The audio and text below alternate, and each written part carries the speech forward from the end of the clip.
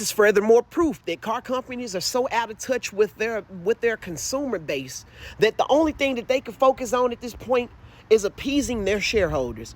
They're bringing back the ZL1 as a 1,000 horsepower electric SUV.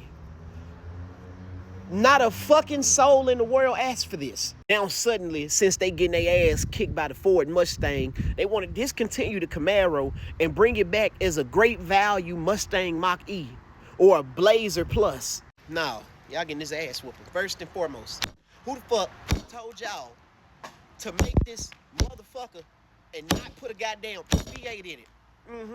Hold it out. Only people that are gonna buy these are rich ass soccer moms with like 3 affairs on the side waiting on their husband to die so they can get the life insurance money. Oh, you think this is something? The C8 Corvette uses electronic brakes. There are no brake lines. So what happens if them brakes loses a connection? Next time your gal be like, babe, listen, don't go out tonight, spend time with me. You gotta hit her with the, talk to the hand. Talk to the motherfucking hand. I'm going out with my niggas. That's besides the point. Listen, y'all. Dodge ain't done cooking y'all shit. Bro, y'all car legit sound like a meth head tried to shove a Colt 45 can up his ass and run out the store with it, but was unsuccessful. Man, that motherfucker. Like, okay, let's just say we accept the shape of the car, right? Knowing damn well it's built like a futuristic Stacey Adams shoe. This is what it should have looked like, damn it. How the fuck does a random motherfucker with a telephone? Man, that shit's stupid. Dodge, answer this question. How does a group of random individual motherfuckers with a telephone create better vehicles with ChatGPT than y'all? Y'all wrong for them burnouts, Dodge. Y'all must taught their ass how to do it in one day. It sounded like the Lakers and the fucking Miami Heat was playing basketball. You ain't hear no engine noise at all. I'm on y'all ass, Toyota. Y'all ain't slick, bro. So if y'all haven't been keeping up with what Toyota trying to do, the next generation of Supra is not going to have the B58 from the BMWs. No, it's going to have a turbo 4-cylinder. Let that sit for a second. Turbo 4-cylinder Supra. How you fuck up twice? No, y'all got me fucked up. I'm sick of this shit. Y'all gonna stop playing with me. I'm on y'all ass. Now, hold it out. If I miss, you get 20 more. Who the fuck told y'all to put 4-cylinder in the goddamn Supra? You might as well call this motherfucker the goddamn Celica. And the Celica better be fucking good. Now go stand in the corner.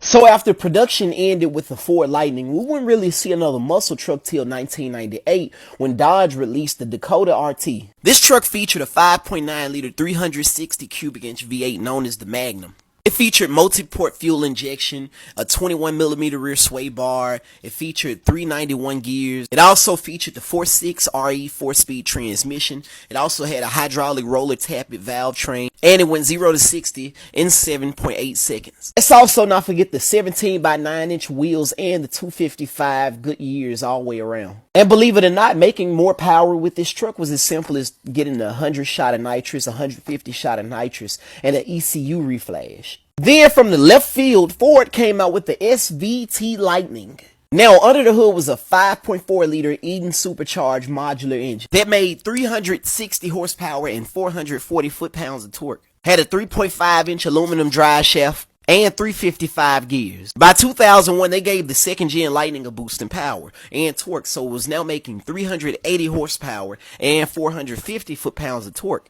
This boost in power, while it was noticeable, resulted in a lot of spit out spark plugs because, well, see, these Lightning engines were nothing more than Triton engines, Triton 5.4s with fully forged internals, right?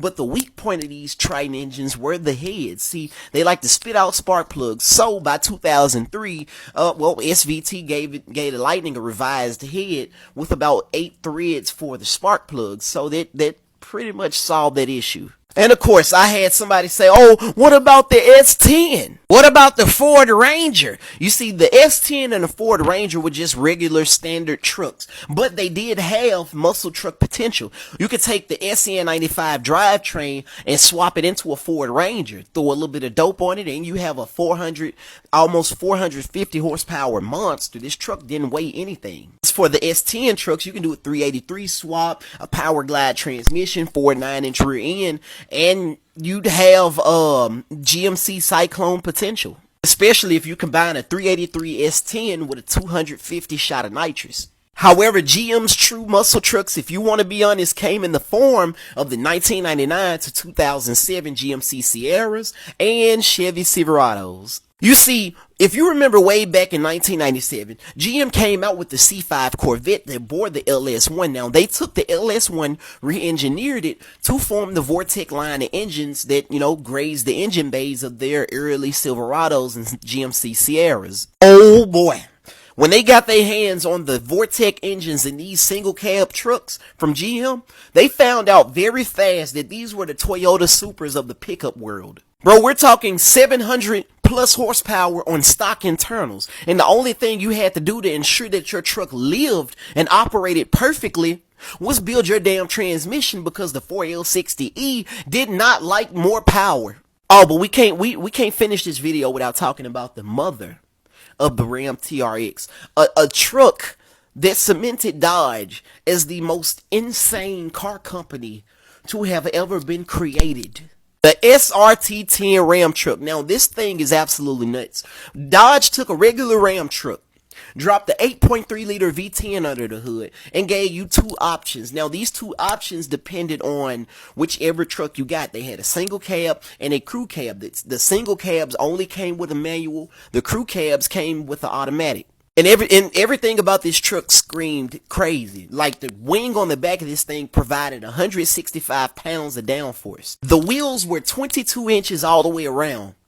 And they were wrapped in 305s. Let that sit for a second.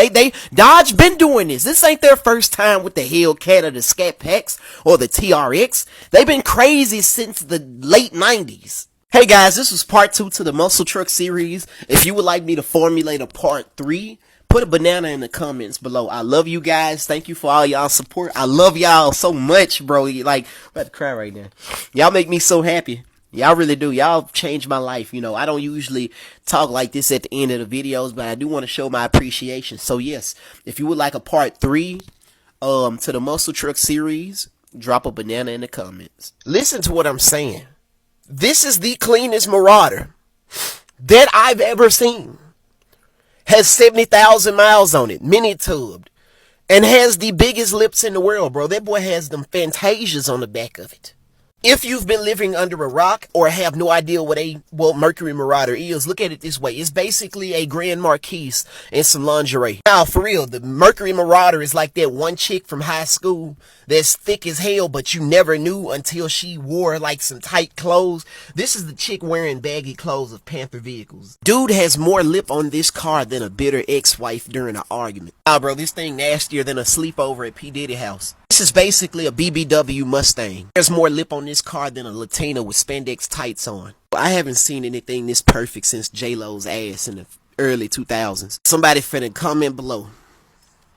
It's still a Ford. Okay, bet. Make sure you follow my bro T King Chris. This is his beautiful Marauder with these big ass lips. Yeah, make sure you follow my guy on that app. Pronto, I can't see it because TikTok get jealous. How's it going, everybody? It's the Black Car Guru back with another video, and I feature the Petty King. Why do I call him the Petty King? See, this is the Gringo Integra. This dude has power windows. He has a full interior. It is a 7-second all-wheel drive Integra making 1,500 horsepower. And he daily drives it.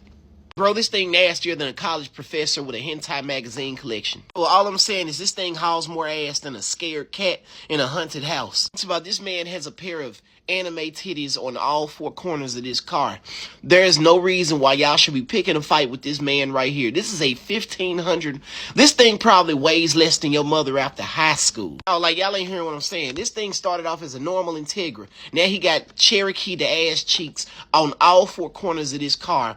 He has power windows. He has a full interior. Imagine the blow you take to your ego if you get beat by this car. No, not if, when you get beat by this car. Because if all four tires hook like a dog biting an intruder on the ass, you in trouble. This thing makes a Janice Griffith's throat worth of torque. Power to weight ratio gotta be insane. Listen, I don't think y'all are grasping how fast this car is.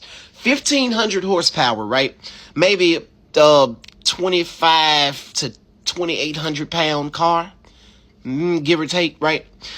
450 horsepower in a regular Civic hatch, and you're beating Hellcats, you're beating Scat Packs, you're beating Camaro SS's, you're beating pretty much everything at a lower level, right? No. 1,500 horsepower in this right here, and it only weighs like maybe less than 3,000 pounds, a little less than that. Yeah, you're beating 85% of everything out there. I'm talking about like twin turbo Lambos and all type of shit. Audi R8s from Sheepy Race.